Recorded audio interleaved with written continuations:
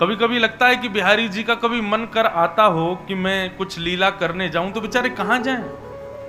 कुंज निकुंज कुछ है ही नहीं। ठाकुर जी ने जल का संवर्धन किया, ठाकुर जी ने वृक्ष वल्लरियों का संवर्धन किया, भगवान श्री कृष्ण ने मृद भक्षण किया, मिट्टी खा करके मिट्टी के महत्व को बढ़ाया। जल संवर्धन, वृक्ष संवर्धन, मृद संवर्धन, फिर पर्वत को अपने नख पर धारण करके पर्वत संवर्धन। संपूर्ण 11 वर्ष 56 दिन भगवान की लीला को यदि देखोगे तो उन्होंने केवल पर्यावरण की ही सुरक्षा की है। विश्वास मानिए, जिस प्रकार माला जपना भजन है, जिस प्रकार तिलक लगाना भजन है, जिस प्रकार परिक्रमा करना भजन है, जिस प्रकार यज्ञ हवन करना, ब्राह्मण भोज कराना भजन है, उसी प्रकार वृक्षारोपण करना, गंदगी साफ करना, अपने नगर को पवित्र रखना, स्वच्छ रखना, पर्यावरण की सुरक्षा देखभाल करना, यह भी एक प्रकार का भजन ही है भैया। और यदि एक माला कम जप ली जाए, लेकिन उतना समय थोड़ा पर्यावरण संवर्धन के लिए निकाल लिया जाए, तो ठाकुर जी शायद ज्यादा प्रसन्न हो जाएंगे। मैं तो लोगों से निवेदन करता हूं कि भैया वृंदावन आते हो, गुल्लकों में 500, 1000, 100 जितना भी डाल के जाते हो, अब की बार 10 रुपया कम डाल के आना, और उस 10 रुपए का कोई पौधा, कोई बीज या कोई वृक्ष कुछ ना कुछ वृंदावन में लगा के आना। ठाकुर जी को, बिहारी जी को उससे ज्यादा प्रसन्नता होगी कि आपने वृंदावन में पुनः वन बनाने का प्रकल्प लिया। भक्ति का स्वरूप केवल नाम जप, तिलक स्वरूप आदि धारण करने से नहीं होता। मन में ऐसा विचार आए कि मैं भी वृक्ष लगाऊं वृंदावन में, ऐसे कोई जगह पौधे आदि लगाऊं, कल को वो बड़े हों तो उसके नीचे भी कभी श्यामा श्याम लीला करने पधारें, कभी उसका भी स्पर्श करें। हमारा कल्याण तो उसी में हो जाना है कि कभी श्याम सुंदर अपनी लीला करते करते उस वृक्ष का स्पर्श कर गए जो हमने अपने भाव से अर्पित किया था।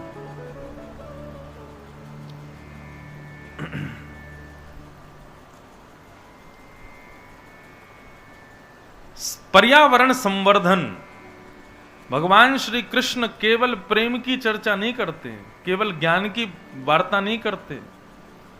ठाकुर जी से बड़ा कोई पर्यावरण का मित्र है ही नहीं। पर्यावरण का संरक्षण किया भगवान ने।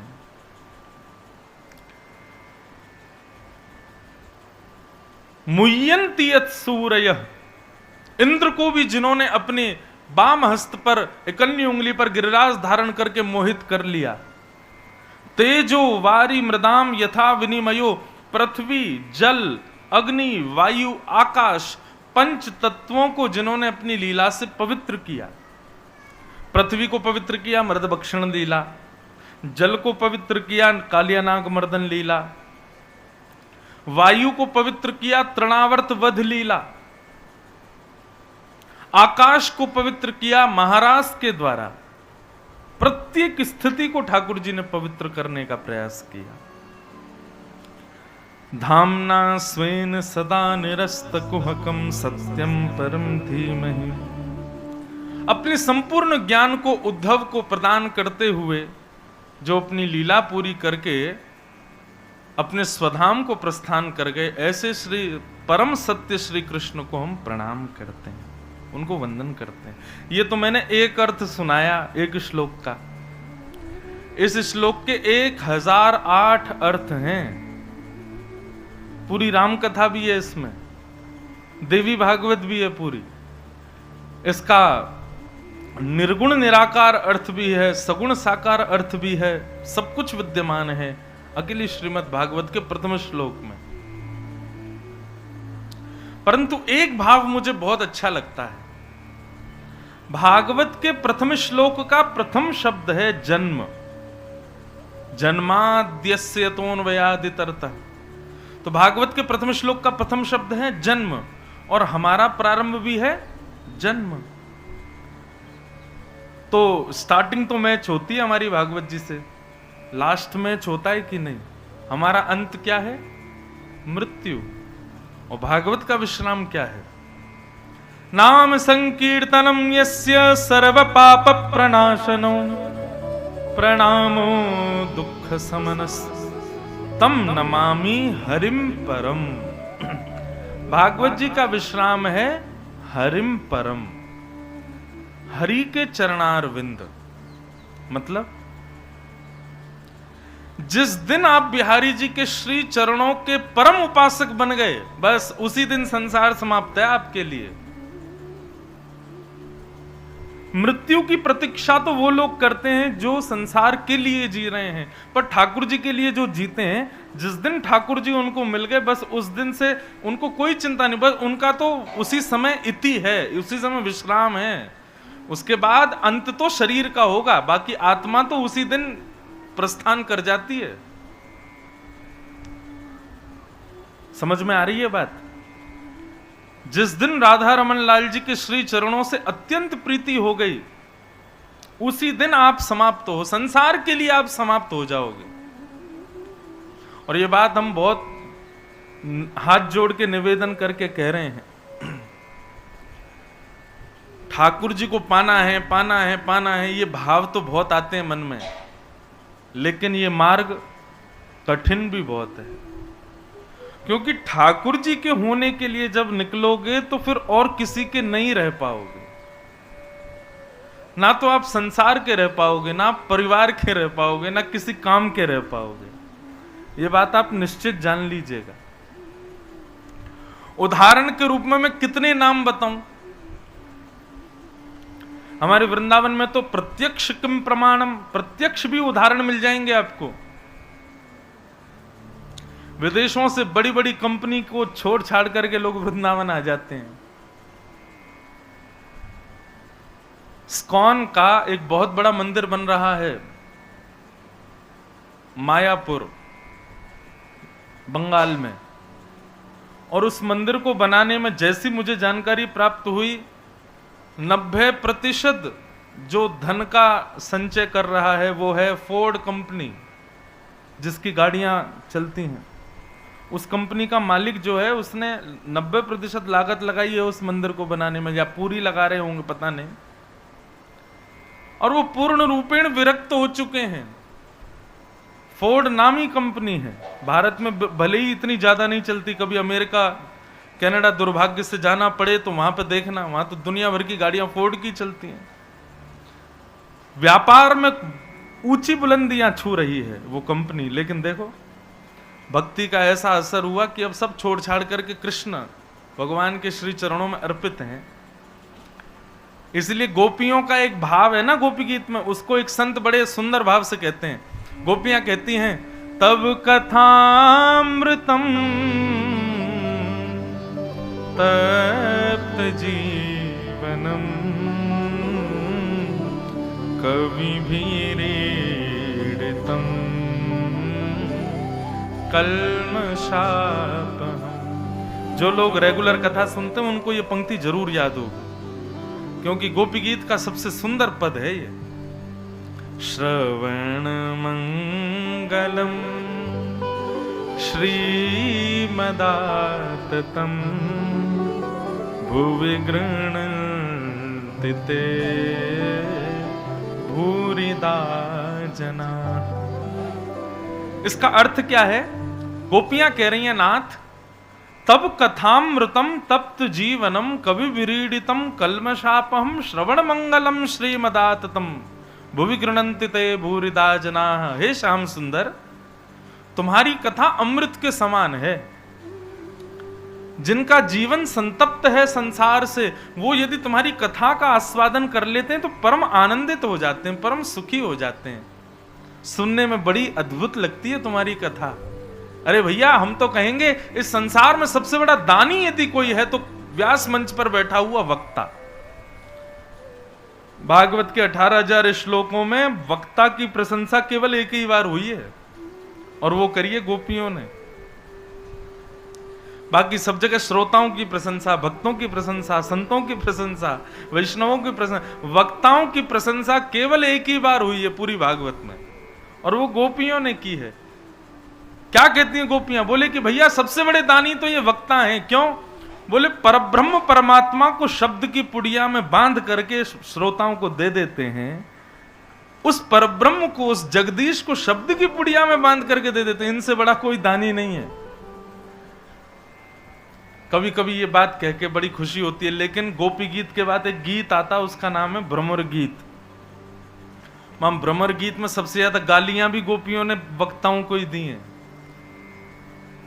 गोपियां कहती हैं, कन्हैया ये जो हमारी दुर्दशा हो रही है ना तुम्हारी याद में, इसमें तुम्हारा दोष नहीं है, तुम्हारी कथा गाने वाले वक्ताओं का है। इन लोगों ने मीठी मीठी चुपड़ी बातें बता बता करके हमको तुम्हारा प्रियतम बना दिया, तुम्हारे प्रेम में हमको विभोर कर दिया, और अब हम यहां तड़प रही हैं। हमें तो लगता है कि तुमने इन वक्ताओं को घूस दे रखी है कि तुम मेरी सुंदर कथाएं सुना करके सबको बावला कर दो, इसके बदले में तुमको वैकुंठ दे दूंगा। ऐसा गोपियां कहती हैं। परंतु एक वैष्णव इस श्लोक का क्या अर्थ निकालते हैं? तब कथामृतम तप्त जीवनम। हे कन्हैया, एक तो अर्थ है कि तुम्हारी कथा तपे हुए जीवन को आनंद कर देती है, परंतु एक भाव एक संत कह रहे थे, बोले भैया जिसने इस कथा को सुना उसका जीवन तप गया। क्यों? पत्नी छूट गई, घर छूट गया, व्यापार छूट गया, फैक्ट्री छूट गई, सब छोड़ छाड़ करके महाराज कहां चले गए? बोले वृंदावन में भजन कर रहे हैं, नाक से सिर तक तिलक लगा करके, और महाराज ना तन की सुध, ना वस्त्र की सुध, ना भोजन की सुध, ना श्वास की सुध, ना जल की सुध, बस राधे कृष्ण राधे कृष्ण राधे कृष्ण। कन्हैया ये तुम्हारी कथा की करामात है। भला भला जीवन जी रहा था बेचारा, बढ़िया पैसा आदि कमा रहा था, घर परिवार चला रहा था, लेकिन आपकी कथा सुनते ही सब छोड़ छाड़ करके वृंदावन चला गया। तप्त जीवनम, जीवन तप में हो गया। पर एक बात बताएं बंधुओं, जब आप किसी नैष्ठिक भक्त को देखते हो और देख करके सोचते हो इतना ये कैसे जी सकता है ऐसे, ना भोजन की सुध, ना वस्त्र की सुध, ना परिवार की सुध, ना काम की सुध, बस दिन रात भजन भजन करता है, ये कैसे जीता होगा ऐसे? वास्तव में हम संसारी हैं, इसीलिए हमको लगता है कि ये कैसे जी रहा होगा, पर उसकी स्थिति वो जाने, वो ब्रह्म सुख से भी ज्यादा सुखी है। ब्रह्मा भी इतना सुखी नहीं होगा जितना सुखी वो इस वक्त घूम रहा है। उसकी सुख की गणना ब्रह्मा भी नहीं कर सकता। हम संसारी हैं, इसीलिए हमें लगता है कि ये कैसे जी रहा होगा। भक्ति की रति, भक्ति की रीत ऐसी है। मीराबाई को सब समझाते थे, तेरे को क्या कमी है मीरा, राजकुल में जन्मी, राजकुल में ब्याह हो रहा है, सब तो संपत्ति सब छोड़ छाड़ के तू क्यों ये बार बार बैरागन बनी घूमी रहती है? पर भैया ये बात पक्की तरीके से मान लीजिए, आपके मेरे चाहने से हम भक्त नहीं बन सकते। ठाकुर जी हमसे प्रेम करते हैं तभी हम भक्त बन पाते हैं। मीराबाई चाह करके एक राजकुल में जन्म लेकर के सारे उपभोग हैं उनके पास, मीराबाई के पास कोई कमी नहीं है, फिर भी गिरधर नागर को क्यों बचती? क्योंकि गिरधर नागर उससे प्रेम करते हैं। कुछ ना होते हुए भगवान को प्रेम करना, इसमें लोग ये बात कह सकते हैं इस पर कुछ नहीं है बेचारे पर, इसलिए भगवान का भजन करता है, लेकिन सब कुछ होते हुए भी भगवत प्रीति करना, इसमें कहां जाओगे? तो भैया सीधी बात यही है, चाहे सब संपत्ति युक्त हो चाहे विपत्ति युक्त हो, कृष्ण प्रीति आपके वश की बात नहीं है, ये तो ठाकुर जी की कृपा है, आपकी बस की बात नहीं। कल हम आ गया देखो विषय, कल हम चर्चा कर रहे थे किनकी? श्री रंग जी, रंगा जी जिनको कहते थे, यहीं दौसा जो जयपुर के रास्ते में पड़ता है, भरतपुर से जब जाते हैं तो दौसा में एक सरावगी हुए जैन व्यापारी, उनका नाम था श्री रंगा जी। उनका नाम तो वैसे श्री रंग जी था, पर रंगा जी कहकर के लोग बुलाते थे। तो रंग जी जो थे वो व्यापारी थे, उनकी दुकान में एक सेवक काम करता था। तो जो उनकी दुकान में लड़का काम करता था वो इतना पापी था, इतना दुराचारी था, जितना वेतन मिलता था उसको वो सब केवल व्यसन करने में, वैश्यागमन करने में, उल्टे सीधे काम करने में, अपनी इंद्रिय उपभोग करने में ही खर्च कर देता था। जिसका परिणाम ये हुआ कि उसकी जब मृत्यु हुई तो उसको नरक मिला, और नरक में भी साधारण नरक नहीं मिला, नरक में भी वो उसके पापों की जब लिस्ट यमराज ने देखी तो नरक में आने वाले पापियों का सरदार उसको बना दिया। वो तेरे भैया पाप इतने, तू तो इनको सरदार बनो रे, सरदार बना दिया। उसने कहा यमराज जी से मुझे क्या करना है? बोले यमलोक में पापियों को पकड़ के लाते हैं, तो कहां से कब किसको लाना है ये निर्देश तुम ही दोगे, तुमको संकेत मिला करेगा और तुम दूतों को भेजा करना। ठीक है। कभी कहीं से पापी उठवावे, कभी कहीं से। एक बार उसके पास में संकेत आया, बोले दौसा से एक पापी को लेके आना है। जैसे ही उसने दौसा नाम सुना, बोले अरे दौसा तो मेरी जन्मभूमि है, यहां मैं किसी दूत को नहीं भेजूंगा, यहां तो मैं ही जाऊंगा, अपने परिवार को देख आऊंगा, और जिन सेठ जी ने मुझे धन देकर के मेरे सारे व्यसन पूरे किए उनको भी देख आऊंगा। तो वो पापी दौसा खुद आया एक पापी को लेने। उसने सोचा अभी समय है, उसकी मृत्यु 3:30 बजे होनी है, अभी तो 2 ही बजे हैं, तब तक क्या करें? बोले चलो सेठ जी को थोड़ा समझाए आते हैं। और वो सेठ जी के पास गया तो दुकान में कभी कोई वस्तु गिर जाए, कभी कुछ गिरे, तो उन्होंने कहा ये हो क्या रहा है? इतने में ही वो प्रकट हो गया। प्रकट हो तो सेठ जी बोले अरे भाई तेरी तो मृत्यु हो गई, तू कहां से आ गया? बोले रंग जी मैं तो आपको धन्यवाद देने आया, आपने मुझे बहुत वेतन दिया, मैंने आपका नमक खाया, परंतु आपके द्वारा मिले हुए धन से मैंने सारे गलत काम ही किए, और उसका परिणाम ये कि मृत्यु के बाद में मुझे नरक मिला। रंग जी बोले भैया हमने तो तेरे नाम के नीचे स्वर्गीय लिखवाया था, हमें नहीं पता तू नरकीय बना है। बोले नरक तो मिला, लेकिन नरक में भी यमराज जी ने मुझे पापियों का सरदार बना दिया है, मैं इतना बड़ा पापी निकला। बोले भैया अच्छा, और बोले और कुछ नहीं, मैं तो बस आपको थोड़ा समझाने आया हूं। क्या समझाने आए हो? बोले मुझे सब पता है कि आप भी कभी कभी घपला करते हो अपने व्यापार में, आप भी कभी कभी जो है लोगों को मूर्ख बनाते हो।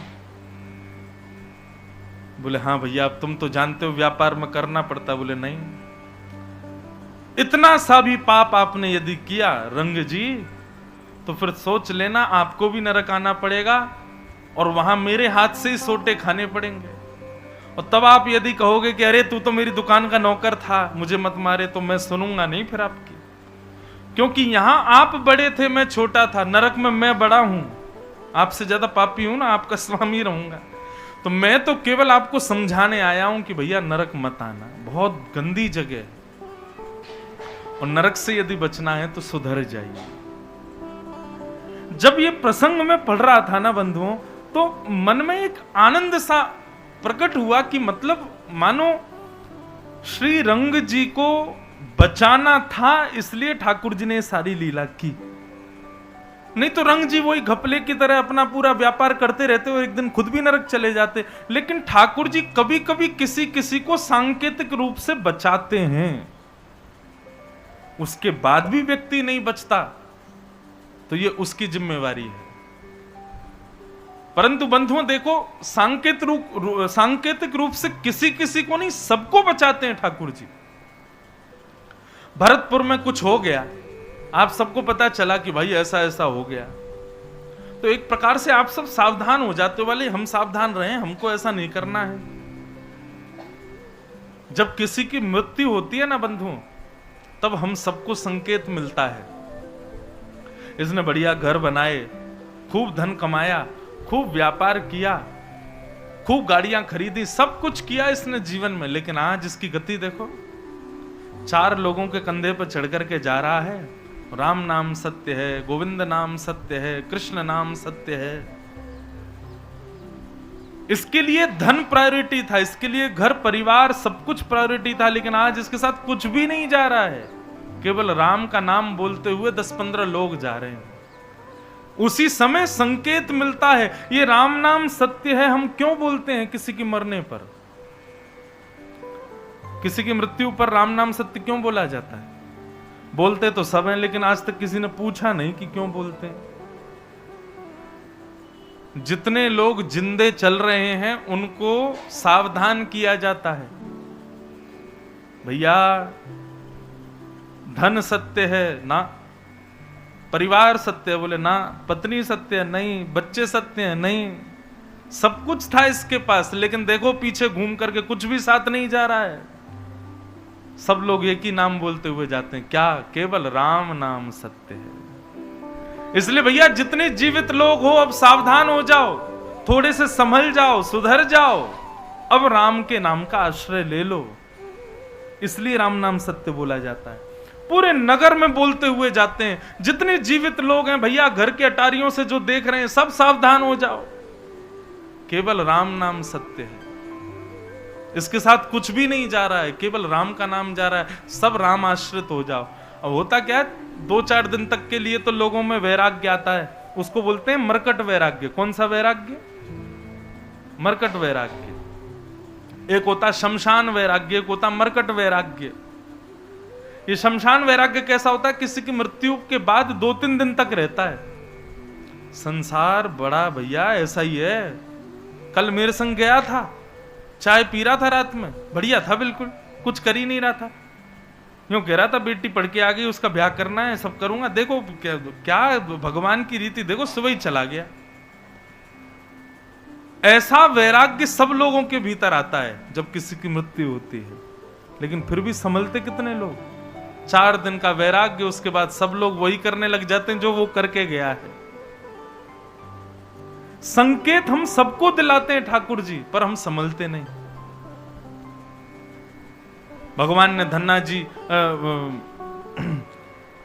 वो दूत गया और जाकर के बोले कि रंगा जी आप संभल जाओ, ये गपलाबाजी सब बंद कर दो, नरक आना पड़ेगा नहीं तो आपको। रंगा जी ने पूछा, तेरा परिवार भी रहता है यहां पर, तू सबको छोड़ केवल मुझे ही ज्ञान देने क्यों आया? बोले क्या पता ठाकुर जी की शायद इच्छा होगी। जब मैंने सुना कि दौसा से किसी को लाना है तो मैंने सोचा आपको बता चलूं कि संभल जाओ। बोले क्या, किसको लेने आए हो? बोले एक बंजारा रहता है 3री गली नंबर में। बोले हाँ, वो भी बड़ा दुष्ट है, मेरे जैसा ही पापी है। अच्छा, उसको बनाया पापी मैं नहीं था, मेरे संग ही रहता था वो, उसी को लेने आया हूं। बोलो वो तो बढ़िया घूम रहा है, उसको तो कुछ नहीं। बोले नहीं, वो अभी बैलगाड़ी लेके जाएगा, उसको बैल पागल हो जाएगा और बैल जो है सींग मारेगा, उस सींग के हृदय में जाते ही उसकी मृत्यु हो जाएगी, उसके सींग पे जाके मैं बैठूंगा। अभी समय हो गया। इतने में ही वो गया, सामने से देखा वही बंजारा आ रहा था, उसका बैल अचानक से पागल हुआ।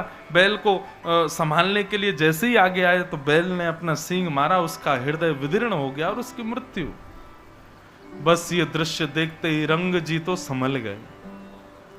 उसी दिन से उन्होंने अपना भजन बढ़ा दिया और इतना भजन किया, इतना भजन किया, तुरंत गुरु आश्रित हो गए। श्री रामानंदाचार्य जी के वंश शिष्य परंपरा में जाकर के उन्होंने दीक्षा ले ली। व्यापार करते थे लेकिन कृष्ण नाम, राम नाम और भगवत नाम गाते हुए करते थे। छल कपट बाजी ये सब कुछ छोड़ दिया उन्होंने। और एक बात बताएं, भक्ति यदि परिपूर्ण रूप से जीवन में आएगी ना तो सब छोड़ना नहीं पड़ेगा। ये छल कपट बाजी सब अपने आप छूट जाएगी। जो भक्ति युक्त नहीं है उसको समझाना पड़ता है कि भाई ये गलत काम है, इसको छोड़ दो। भक्ति युक्त होते ही छोड़ना नहीं पड़ेगा, अपने आप छूटेगा। मैं अपनी कथाओं में कहा करता हूं, नित्य तिलक लगाने वाला व्यक्ति, नित्य हाथ में कंठी माला रखने वाला व्यक्ति, नित्य धोती पहनने वाला व्यक्ति, उसको भगवान मिलेंगे ये जरूरी नहीं, पर गलत कामों से अपने आप बचता हुआ चला जाएगा। ये तिलक, ये कंठी माला, ये स्वरूप ये बचाता है दूषित कर्म करने से। बाहर लगी हो यदि गोलगप्पे की दुकान, आप जाके खा सकते हो, मैं नहीं खा सकता। मैं यदि गोलगप्पे की दुकान पर खड़ा भी हो गया, 4 लोग खड़े और हो जाएंगे, गोलगप्पे वाला भी सोचेगा आए आए पंडित जी गोलगप्पे खाओगे। क्यों? स्वरूप से ही उसको लगेगा कि ये कैसे आ सकते हैं। तो कई जगह दूषित स्थानों पर जाने से आपका वैष्णव स्वरूप ही आपको रोकेगा। भक्ति का मतलब केवल भगवत प्राप्ति ही नहीं होता बंधुओं, भक्ति का मतलब जीवन में सुधराव भी होता है। भक्ति जब जीवन में आती है तो आप सुधरने का प्रयास करोगे नहीं, अपने आप सुधर जाओगे। प्रयास तो मानव को करना पड़ता है, भक्त को नहीं करना पड़ता। तो रंग जी सुधर गए और इतना भजन किया महाराज उन्होंने। बड़ी सुंदर उनकी पूरी लीला कथा बताई जाती है। एक बार रात्रि में उनके बेटे को भूत दिख रहे थे। उसने जाके पिताजी से कहा, पिताजी मैं जहां सोता हूं वहां रात्रि में भूत दिखाई देते हैं। तो रंग जी बोले, रुक जा, तेरी जगह मैं सोता हूं। तो बेटे की जगह रंग जी सो गए। रात्रि में जैसे ही भूत आया, तुरंत महाराज हाथ में जल लेकर के राम नाम से उसको मारने लगे। इतने में ही प्रेत प्रकट हो गया। बोले, भगवान मैं आपकी कृपा पाने के लिए आ रहा हूं। बोले, क्या कृपा चाहिए? बोले, आपने इतना भजन किया है, आप इतना भगवान का स्मरण करते हो, आप में इतनी सामर्थ्य है कि आप प्रेतों को मुक्त कर सकते हो। बोले, कैसे? बोले, आप एक बूंद जल अपने चरण में डाल दीजिए और आपके चरण का छुपा हुआ वो एक बूंद जल मुझ पे छिड़क दीजिए। रंग जी ने जैसे एक बूंद जल अपने चरण से छुपा के उस पर छिड़का, इतने में ही शंख चक्र गदा पद्म चतुर्भुज रूप धारण करके भगवत धाम को प्रस्थान कर गया। तब रंग जी को समझ में आया, भजन केवल मेरा कल्याण नहीं कर रहा है, मेरे भजन से ना जाने कितनों का कल्याण होगा। आपका भजन करना, आपका भक्ति करना केवल आपका कल्याण नहीं होगा, उससे ना जाने कितनों का। कहते हैं भैया, जब कोई भक्त प्राण त्यागता है और उसका अंतिम संस्कार किया जाता है ना, तो अंतिम संस्कार में उसकी चिता से निकलने वाली लपट और धुएं से भी आसपास में जितनी भी प्रेतात्माएं हजारों वर्षों से भटक रही हैं, वो सब उसके शरीर से निकलने वाली तेज से भजन के बल से मुक्त हो जाते हैं। भजन केवल आपका कल्याण नहीं कर रहा है। मान लीजिए कि आप 2 माला रोज करते हो और माला करने के बाद आप नगर में जाते हो, तो आपकी दृष्टि जिस पर पड़ेगी उसका एक एक पाप नष्ट होता चला जाएगा आपकी माला के प्रभाव से। भजन करना तो सबसे बड़ा सत्कर्म है संसार का। हम क्यों कहते हैं कि भाई संतों को प्रणाम करो, संत एक बार हमारे घर आ जाएं, संतों की दृष्टि हम पर पड़ जाए। क्यों? क्योंकि उनका भजन इतना है, उनकी दृष्टि मात्र से हमारा कल्याण हो जाने वाला है। इसलिए जो लोग आजकल प्रामाण्यवादी लोग हैं ना, वो लोग कहते हैं कि अरे आप दुनिया के लोगों को कहते हो भजन करो, अरे कर्म करने का उपदेश किया करो। मैंने कहा भाई अभी इस फिलॉसफी को तुम जान नहीं पाओगे। भजन का मतलब केवल भगवत प्राप्ति नहीं है, भगवत प्राप्ति तो मुख्य उद्देश्य है ही। मेरे पूज्य नाना जी पंडित श्री कृष्णलाल शास्त्री जी, वो भी भागवत के वक्ता थे, इतनी सुंदर बात कहते थे। वे कहते, लाला तेरे पिताजी, तू या फिर मैं, हम लोग भागवत के वक्ता बने हैं, इसमें पता है हमारे पूर्व जन्म का कितना पुण्य है? मैंने कहा नाना जी कितना पुण्य है? बोले, लाला श्री सूरदास जी, मीराबाई, तुलसीदास, रैदास, ये सब भक्त, ये कभी राह पे चल रहे होंगे और उसी राह से पूर्व जन्म में मैं, तू, हम लोग भी साधारण मानव की तरह घूमते हुए जा रहे होंगे, और तभी सूरदास, तुलसीदास, मीराबाई जैसे भक्तों ने हमको एक बार देख लिया होगा। उनकी एक बार दृष्टि का यह प्रभाव हुआ कि अगले जन्म यानी कि इस जन्म में हम वक्ता बन करके आए। हम पर ठाकुर जी की इतनी कृपा है कि हम उनकी कथा सुना पा रहे हैं। केवल इतना पुण्य है कि एक भक्त ने हमको पूर्व जन्म में देखा और उसका परिणाम यह हुआ कि इस जन्म में हम भगवत वाणी सुना पा रहे। जब नाना जी ने ये बात मुझे बताई तो मेरे रोए रोए खड़े हो गए। बोले कि उनकी चरण सेवा तो बहुत दूर की बात है, उनकी सेवा, उनकी चरण सेवा, उनका सत्संग हमने नहीं सुना होगा, बस राह चलते ऐसी गलती से उनकी दृष्टि हम पर पड़ गई होगी, उसका परिणाम है ये। सोचो आप सब भी यहां बैठ के कथा सुन रहे हैं, मतलब आप सब पर भी आपके पूर्व जन्मों में कभी ना कभी किसी भक्त ने कृपा की होगी, कभी देख लिया होगा, कभी हाथ फेर दिया होगा, अपना प्रसाद दे दिया होगा, कुछ ना कुछ तो कृपा हुई है। उसी का परिणाम है कि हम आप सब श्रोता और हम वक्ता बन के यहां बैठे हैं। इसलिए भैया भजन करना प्रारंभ करो, ठाकुर जी का नाम गुणगान करना प्रारंभ करो। क्यों? उससे केवल आपका नहीं, आप जिसको देखोगे उसका कल्याण होगा, उस पर कृपा होगी। सत्संग का मतलब केवल प्रवचन सुनना नहीं होता। सत्संग का मतलब जो भजन करे हम उसके संग रहें, उसका प्रभाव हम पर पड़ेगा। तो श्री रंग जी ने जब ये देखा तो देख करके बड़े आनंदित हो गए, बोले जय हो भैया, हमारे भजन से इतना कल्याण हो रहा है प्रेतों का।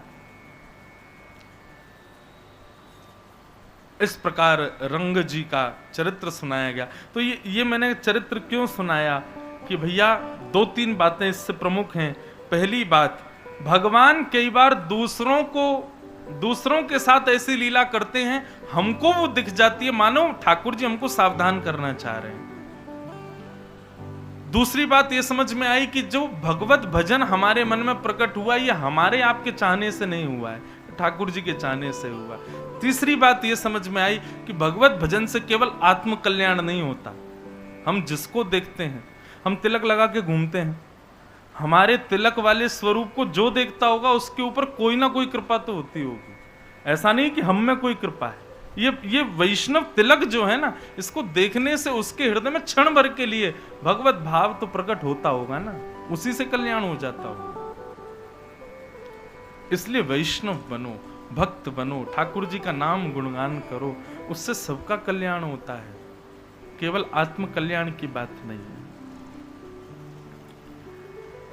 तो भगवान ने इस प्रकार अपनी संपूर्ण ब्रज की लीला को करते हुए धामना स्वेन सदा निरस्त कुहकम सत्यम परम धीमहि, ऐसे परम सत्य को हम प्रणाम करते हैं। तो मैं निवेदन कर रहा था, भागवत का और हमारा प्रारंभ एक जैसा है, जन्म से प्रारंभ है, पर हमारा विश्राम हम सोचते हैं कि मृत्यु पर है। पर भागवत कहती है परम विश्राम तब मानो जब श्री गिरिराज जी की शरण में चले जाओ, जब श्री राधा रमण जी के शरणागत हो जाओ, जब श्री ठाकुर जी के शरणागत होता हो, तब समझना कि हाँ अब तुम्हारे लिए संसार विश्राम। पर संसार के रह नहीं पाएंगे, संसार के हो नहीं पाएंगे। संसार में फिर हमको अभिनय करना पड़ेगा, केवल रहने का, नियम निभाने का, जीने का, माता पिता भाई बंधु बुआ फूफा इन सबके साथ केवल एक अभिनय सा करना पड़ेगा हमको, और वही जीवन है बंधु, अभिनय ही तो करना है। वास्तव तो केवल श्री गोपाल जी। सूरदास कहते हैं बिन गोपाल कोऊ नहीं अपनो, जासों कीरति रही हैं, मन पंछी उड़ जाई हैं, जा दिन मन पंछी उड़ जाई। बिन गोपाल कोऊ नहीं अपनो, ठाकुर जी के अलावा कोई हमारा नहीं। तुम हमारे थे प्रभु जी, तुम हमारे हो, तुम हमारे ही रहोगे, ओ मेरे प्रिय। हम तुम्हारे थे प्रभु जी, हम तुम्हारे हैं, हम तुम्हारे ही रहेंगे, ओ मेरे प्रियतम। बस इतने मात्र से कल्याण हो जाना है। भागवत का विश्राम है श्री हरि के चरणारविंद, हमारा भी विश्राम वहीं होना चाहिए, ठाकुर जी के चरण मिल जाएं बस। उसके बाद शरीर प्रतीक्षा करेगा अंत होने के लिए, बाकी आत्मा का अंत तो उसी दिन हो जाएगा जिस दिन ठाकुर जी मिल गए।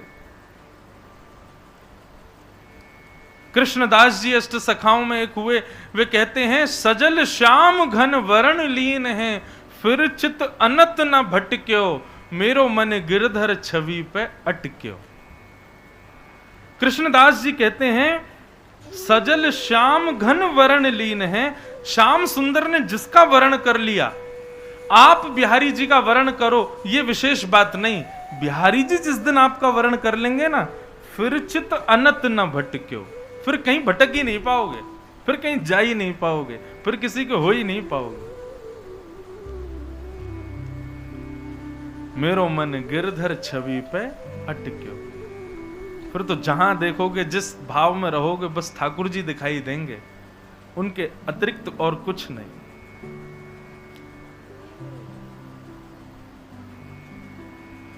आज सुबह कुछ वैष्णव मिलने आए थे, तब एक चर्चा जैसी वहां हुई, तो उस पर मैं उनके जाने के बाद अभी तक भी मैं उसी पर ही चिंतन कर रहा था।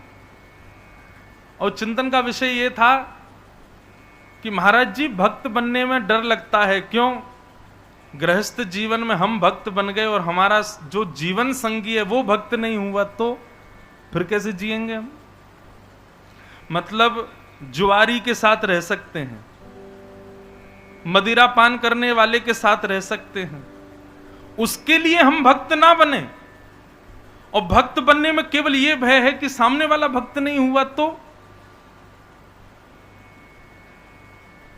करमेती बाई का प्रसंग कभी पढ़िए। देखिए भक्ति में कई स्वरूप स्वभाव ऐसे हैं, वो थोड़े कड़वे लग सकते हैं, लेकिन वो वास्तविकता है। हम भक्त इसलिए नहीं बने क्योंकि हम संसार में, संसार के उपभोगों में, संसार के व्यसनों में, संसार के भौतिकवाद में जीना चाहते हैं। हम भक्त इसलिए बने क्योंकि हम मुक्त होना चाहते हैं, हम ठाकुर जी को प्राप्त करना चाहते हैं। उसी पथ पर इसलिए हमने ये पथ चुना है। इसलिए मैं तो पहले ही सावधान कर देता हूं, या तो आओ ही मत इस पथ पर, आ गए हो तो फिर कमर कस के आना भैया, क्योंकि फिर बदल जाओगे पूरा जीवन। एक कल से एक व्यक्ति हैं, मैं जानता तो नहीं हूं उनको, वो तो कह रहे हैं हम तो महाराज जी एक ही दिन में ही बदल गए, अब 6 दिन में क्या करके जाओगे आप हमारा? मैं रुक जाओ, घर परिवार सब छुड़वा के जाएं तुम्हारा अभी।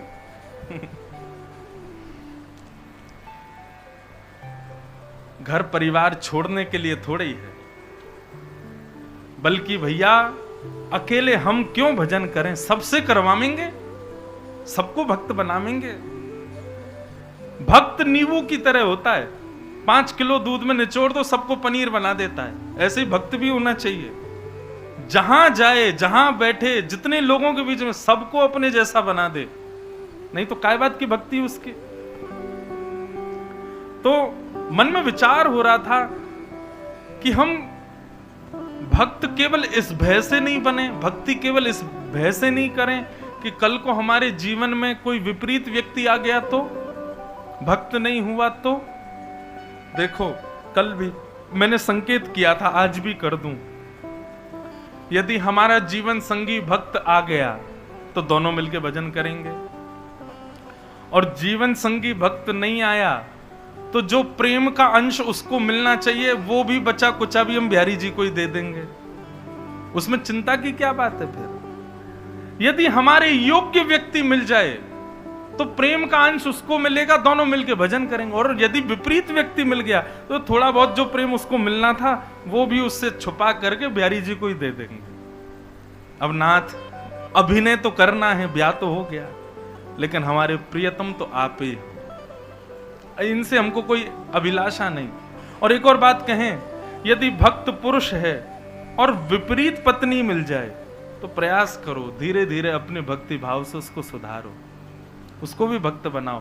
भक्ति के गुण तो आते हैं बंधुओं, जब समीप रहने लगते हैं तो जैसे वायरस फैलता है एक दूसरे से स्पर्श से, ऐसे भक्ति भी फैलती है कभी कभी।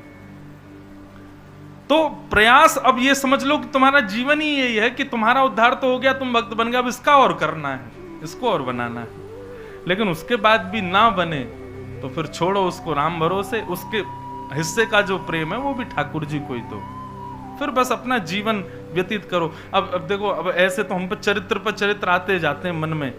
एक चरित्र है श्री अंगद जी महाराज का, जगन्नाथ जी के भक्त हुए श्री अंगद जी। उनकी पत्नी बड़ी भक्त थी, लेकिन अंगद जी भक्त नहीं थे। अंगद जी पत्नी के भक्त थे। पत्नी जगन्नाथ जी की भक्त और अंगद जी पत्नी के भक्त। पत्नी कथा में जाती, संतों के पास जाती, वैष्णवों का संग करती, पर अंगद जी कहते देवी तुमको जहां जाना है जाओ, लेकिन हमारी तो यहीं से राम राम है, हमसे मत कहना चलने के लिए। पत्नी कहती कोई बात नहीं, धीरे धीरे कभी तो बदलाव आएगा इनके हृदय में। एक दिन पत्नी ने अपने घर पर सत्संग रख लिया। अंगद जी महाराज किसी राजसभा, राज दरबार के सिपाही थे, ऊंचे पद पर थे। शाम को लौट करके जैसे ही अपने घर आए तो देखा वहां तो पंजीरी बट रही है, राधे राधे बोल रहे हैं, सब लोग नाच रहे हैं, कूद कूद करके सत्संग चल रहा है घर पे। अंगद जी बोले मेरी बिना आज्ञा के ये क्या हो रहा है? उसने जाकर के चिल्लाना बरसना शुरू कर दिया संत महात्मा वैष्णवों पे। बोला कहां चले आए हो, ये क्या कर रहे हो? बोले भैया कथा हुई है, पंजीरी बट रही, लो तुम भी पाओ। पात्र वात्र सब दूर फेंक दिए। किससे पूछ के कथा हुई यहां पे? पत्नी बोली मैंने बोला इनको आप शांत हो जाइए, ये मेरे गुरुजी हैं, आज सुंदर पर्व था तो हमने घर पर सत्संग रख लिया। सुनिए आप सब लोग तुरंत जाओ यहां से, ये मेरा घर है, मेरी अनुमति के बिना ये कोई धर्मशाला नहीं, चले आए मुंह उठा के, जाओ चलो निकलो यहां से। सब भक्त बेचारे वहां से चले गए। पत्नी मन में विचार करने लगी ये कभी भजन नहीं करते, कथा नहीं सुनते, मैंने सब सहा, लेकिन मैं करती हूं उससे इनको दिक्कत क्यों? और मेरे गुरुदेव भजनानंदी सब लोग आए घर पर, ठीक है 10 मिनट के लिए अच्छा नहीं भी लग रहा तो मुस्कुरा ही देते, उनके जाने के बाद मुझसे कह देते, उनके बीच में इतना क्रोध। सूरदास जी की एक पंक्ति है भैया, तजोरे मन हरि विमुखन को संग, जाके संग कुमति उपजत है, पड़त भजन में भंग। तजोरे मन हरि विमुखन को संग। लेकिन कैसे? अगर मैं पति को छोड़ करके चली जाऊं तो यह भी तो उचित नहीं होगा, यह भी पाप होगा। ब्याह हुआ है, तुम्हारा पति है, तुम उसको छोड़ के चले गए। तो अंगद जी की पत्नी ने क्या किया, घूंघट कर लिया और अपने पति से जाकर के बता दिया, बोले आज के बाद मृत्यु पर्यंत मैं ना तो आपका मुख देखूंगी और ना आपको अपना मुख दिखाऊंगी। पत्नी हूं, ब्याह हुआ है मेरा, तो जो जो पत्नी के धर्म होते हैं उन सबको मैं निभाऊंगी। आपके लिए भोजन बनाऊंगी, आप आएंगे आपकी सेवा करूंगी, आपके वस्त्र आदि भी सब धोऊंगी, आपका घर भी संभालूंगी, बच्चों का भी पालन करूंगी। परंतु आज जो आपने कृत्य किया है उसको मैं क्षमा नहीं कर सकती। तो इसका दंड केवल यही है कि आज के बाद ना तो मेरा मुख आप देखोगे ना मैं आपका मुख देखूंगी। बाकी अभिनय पूरा करूंगी, रहूंगी आपके संगी, सब सेवा आदि करूंगी, लेकिन मन से अब मैं आपको त्याग चुकी हूं। ये तो और खतरनाक है। यही तो किया था महादेव ने सती के साथ। जब राम जी की परीक्षा ली तो बस इतना किया कि सती का आसन बगल की जगह सामने धर दिया। तुम मेरी मां का रूप धारण कर चुकी हो, अब मैं पत्नी नहीं मान सकता तुमको, रहो हमारे साथी, लेकिन मन से हमने आपका त्याग कर दिया। अंगद जी इतने परेशान हो गए, बोले अरे ये तो गलत हो गया, मैं तो पत्नी से बहुत प्रेम करता हूं अपनी से। खूब मनाया लेकिन नहीं मानी, चरणों में गिर जाती, बोले आपके पांव पूज रही हूं मैं कि मुझसे अब जिद मत कीजिएगा कि अपना मुख दिखाओ, मेरा ये नियम है, जो हरि का नहीं वो मेरा नहीं, बाकी ब्याह हुआ है तो मैं निभाऊंगी। अंगद जी बड़े दुखी रहने लगे। 10, 15, 20 दिन हो गए, 1-1.5 महीना हो गया। अंगद जी को ना तो भोजन अच्छा लगे, ना जल अच्छा लगे, ना घर जाना अच्छा लगे, पत्नी ने मुख ही नहीं दिखाया। एक दिन अंगद जी घोड़े पे बैठ के जा रहे थे, ऐसी कथा चल रही थी, वैष्णव बैठे थे। अंगद जी बोले इसी कथा ने मेरा घर बर्बाद कर दिया। ऐसा क्या मिलता है कथा में, जरा सुनूं तो सही में। जाके घोड़ा अपना बांध दिया, जाके बैठ गए पीछे, और पीछे बैठे बैठे जब उन्होंने कथा सुनी तो जो उनका विषाद था ना पत्नी के विरह का, वो विषाद उसको भूल गए, उनके मन से वो विषाद चला गया। मानो उनको ऐसा लगा कि अभी तक तो मैं जिया ही नहीं, ये जो चंद मिनट मैं कथा में बैठा हूं मैं जीवित अभी हुआ हूं। उनको आज जैसी अनुभूति हुई ऐसी पहले कभी नहीं हुई थी। अंगद जी को बहुत अच्छा लगा।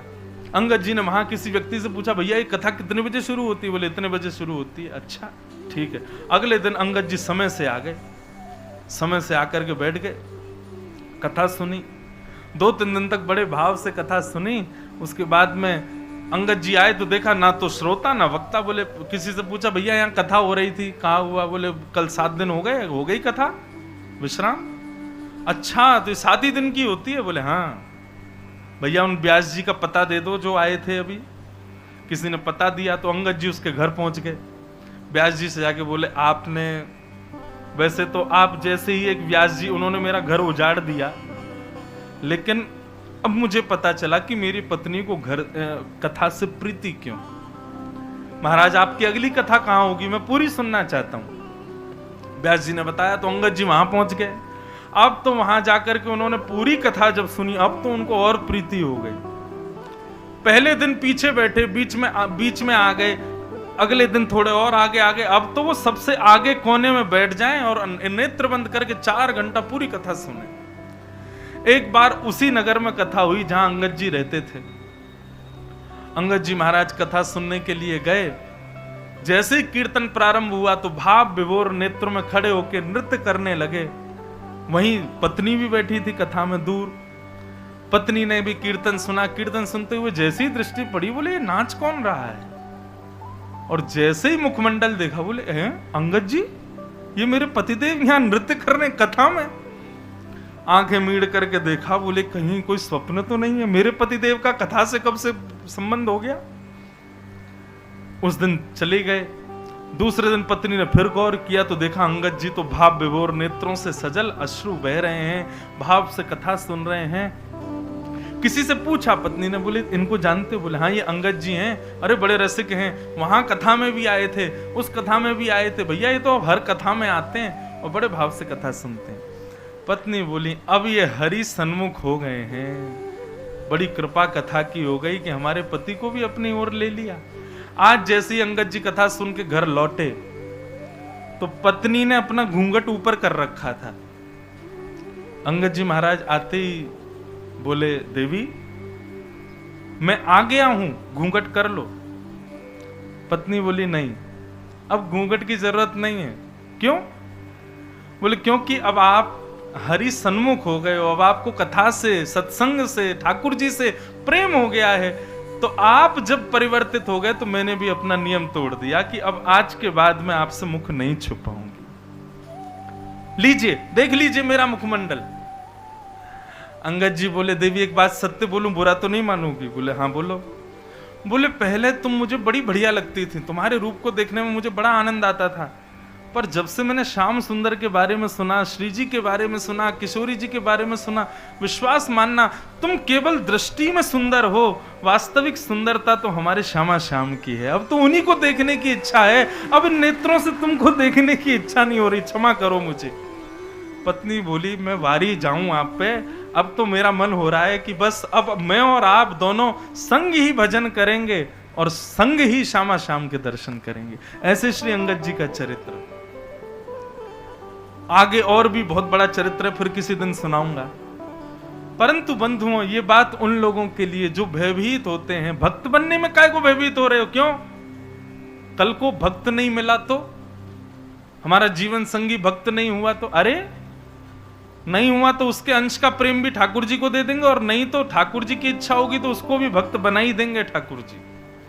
बाकी भैया हमने तो अपने लाल जी से कह रखा है, अपने ठाकुर जी से, मैं ठाकुर जी तुम्हारी 3 समय की रोटी चलती रहे, हमारी कथा चलती रहे, यदि आप ऐसा चाहते हो तो ऐसी ही लाना, नहीं तो हमारी कथा छूटे, आपकी सेवा छूटे, ऐसी मत कर दी हो। तो ऐसे ही अपने ठाकुर जी से प्रार्थना किया करो।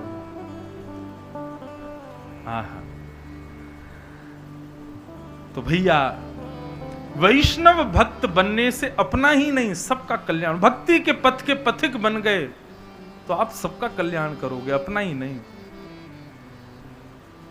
धर्म प्रोजित कई तवोत्र परमो निर्मत्सराणां सतां वैद्यं वास्तवमत्र वस्तु शिवदं तापत्रयोन्मूलनम्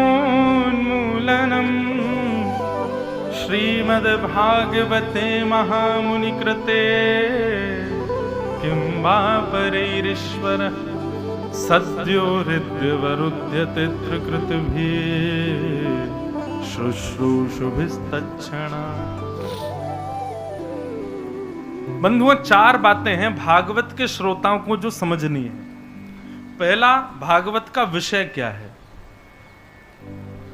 दूसरा, भागवत का अधिकारी कौन है।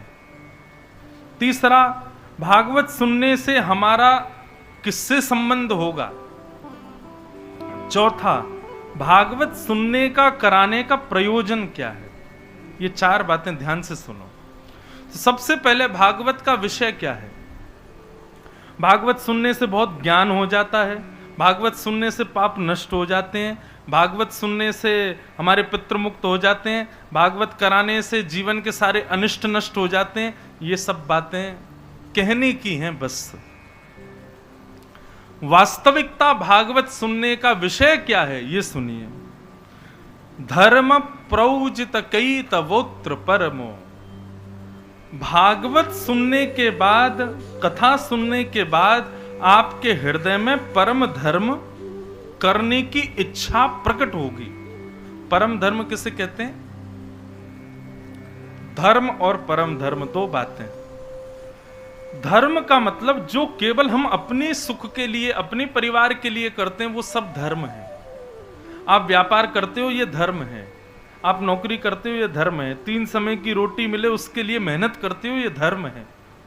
आप सुबह समय से जाकर के दुकान खोलते हो, रात्रि लौट के घर आते हो, ये धर्म है। पत्नी की सुध लेते हो, बच्चों का ध्यान रखते हो, ये सब धर्म है।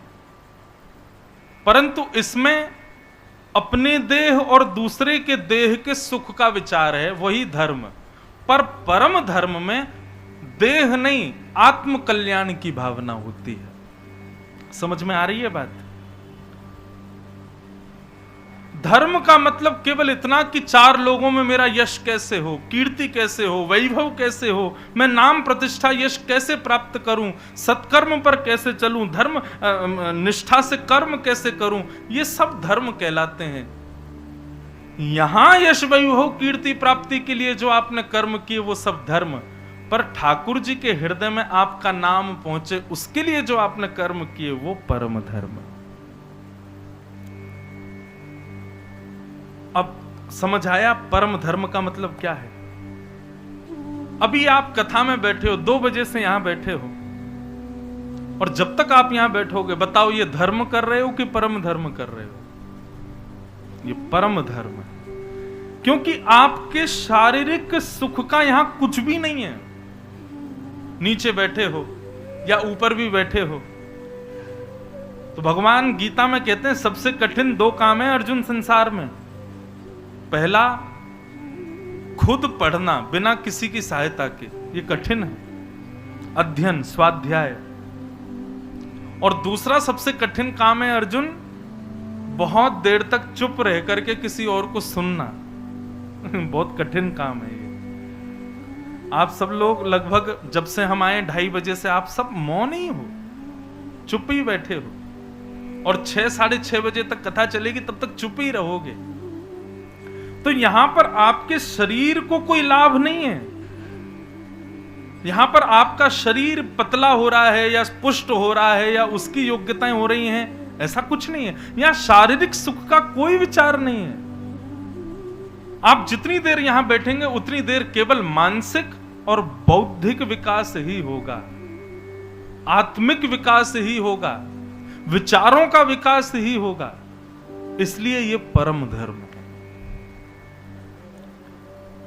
जहां शारीरिक विकास और व्यवहारिक विकास पुष्ट होते हैं वो धर्म, और जहां बौद्धिक, मानसिक और आत्मिक विकास पुष्ट होते हैं, वो परम धर्म है। अच्छा, एक बात और, गिरिराज जी की परिक्रमा, बताओ ये धर्म है कि परम धर्म है? क्या है? परम धर्म है। क्यों? क्योंकि शारीरिक सुख तो नहीं मिलता, हाथ पांव बेचारे बोल जाते हैं। हाँ, एक और बात, परिक्रमा लगाने के पीछे उद्देश्य क्या है, उससे आपका धर्म और परम धर्म व्यवस्थित होगा। उद्देश्य यदि ये है कि हे भरतपुर में हमारा घर बन जाए, भरतपुर में हमें प्रॉपर्टी मिल जाए, या आदि आदि व्यापार के, तो वो धर्म ही है। लेकिन उद्देश्य क्या है? गोवर्धन गिरधारी जी सुध लेना हमारी, ध्रुव तारे प्रहलाद वारे, सब ही तुमने पार उतारे, अब आई हमारी बारी जी, सुध लेना हमारी। आपने ध्रुव प्रहलाद को भी उबार दिया ना, तो अब हमारी बारी है, हम पर कब कृपा करोगे? यदि इस भाव से गिरिराज जी की परिक्रमा लगाई गई है, तो वो धर्म नहीं है, वो परम धर्म है। इस लोक के लिए जो क्रियाएं हैं वो सब धर्म, परलोक के लिए या वृंदावन के लिए या ठाकुर जी की प्राप्ति के लिए जो क्रिया, वो परम धर्म। तो भागवत का विषय क्या है? भागवत के श्रोता बनने के बाद आपके हृदय में परम धर्म अति करने की इच्छा प्रकट होने लगेगी। फिर आप देह सुख के कार्य नहीं करोगे, आत्म सुख की क्रियाएं ज्यादा करोगे। यह है भागवत का विषय। भागवत सुनने के बाद भी केवल देह सुख की क्रियाओं में लगे हैं, तो माफ कीजिए, आपने 4 घंटे बैठ करके केवल किसी को सुना, उतारा नहीं जीवन में। यदि आपने उतारा होता तो आपके जीवन में परिवर्तन आ जाएगा। मैंने कितने लोगों को देखा है, सत्संग के कुछ बिंदु सुनने के बाद में उनका जीवन परिवर्तित हो जाता है। अब क्या है, बोले महीने में एक बार तो वृंदावन आना ही है, संतन की सेवा करनी है, ब्रजरज माथे से लगानी है, नित्य ठाकुर जी का स्मरण करना है। ऐसे परिवर्तन कितने लोगों के जीवन में देखे। तो जहां पर आत्म कल्याण की भावना आ जाती है, वो परम धर्म कहलाता है। देह कल्याण की भावना जहां है, वो परम धर्म नहीं, वो धर्म कहलाता है।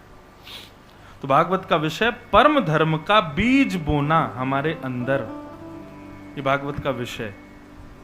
दूसरी बात, भागवत का अधिकारी कौन है?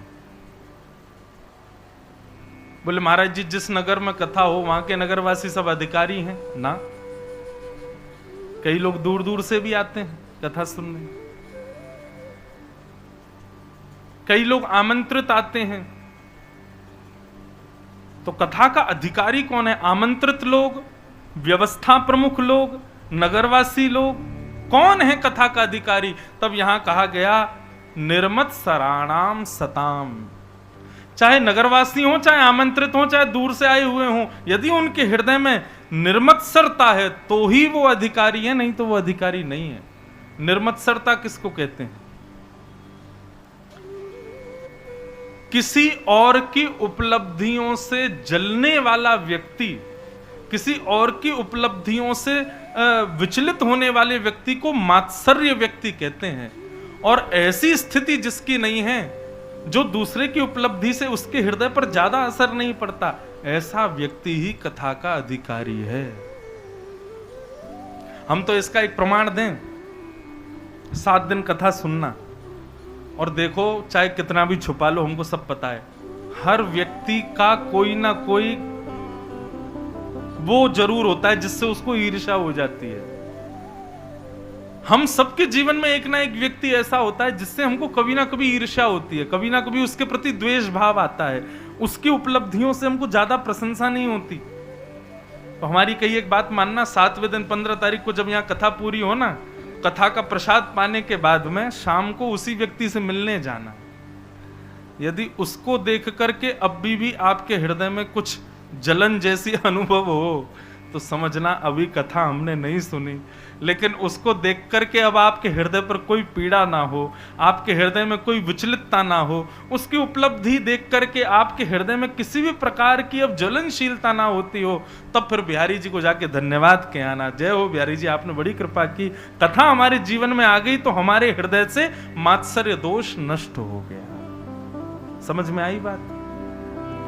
तो 7वें दिन 15 तारीख को एक बार चेक कराना सब लोग कि कथा हमारे भीतर आई है कि नहीं।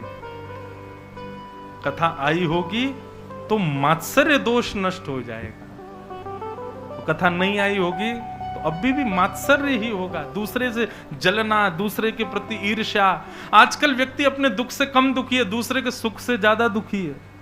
वो इतना सुखी क्यों, वो इतना सुंदर क्यों, उसके पास इतना धन क्यों, उसके पास इतनी प्रॉपर्टी क्यों, उसका इतना नाम क्यों, उसका इतना यश क्यों। हर बात से हम चिढ़ रहे हैं। ये ज्वलनशीलता, इसी को ही मात्सर्य दोष कहते हैं। और ये मात्सर्य दोष भागवत से नष्ट होता है। यदि नष्ट नहीं हुआ तो इसका मतलब क्या है? डॉक्टर दवाई दे और फिर भी रोग दूर ना हो। डॉक्टर बोलेगा यार 1 हफ्ते का कोर्स कराया था, रोग तो दूर होना चाहिए, फिर भी क्यों नहीं हुआ? दवाई ले रहे थे समय से, बोले हाँ आपने कहा था सुबह शाम भोजन के बाद लेनी है, ले रहा था मैं। भोजन क्या करते थे? बोले पूड़ी कचौड़ी आलू की सब्जी, और महाराज कभी, अब यहाँ के तो हलवाई नहीं पता, हमारे वृंदावन में तो क्या मिलता है सुबह, बेड़ई कचौड़ी बढ़िया घी में डाल डाल करके पा रहे थे महाराज। डॉक्टर बोले अरे परहेज तो करना था, परहेज तो किया ही नहीं तुमने, दवाई से काम थोड़ी चलेगा। तो इसी प्रकार भैया कथा है दवाई, और कथा में बताए गए जितने भी भाव हैं वो सब हैं परहेज। परहेज नहीं करोगे, केवल कथा सुन जाओगे तो रोग दूर थोड़ी ही होगा। तो रोग दूर हुआ है कि नहीं एक बार देख लेना 7वें दिन।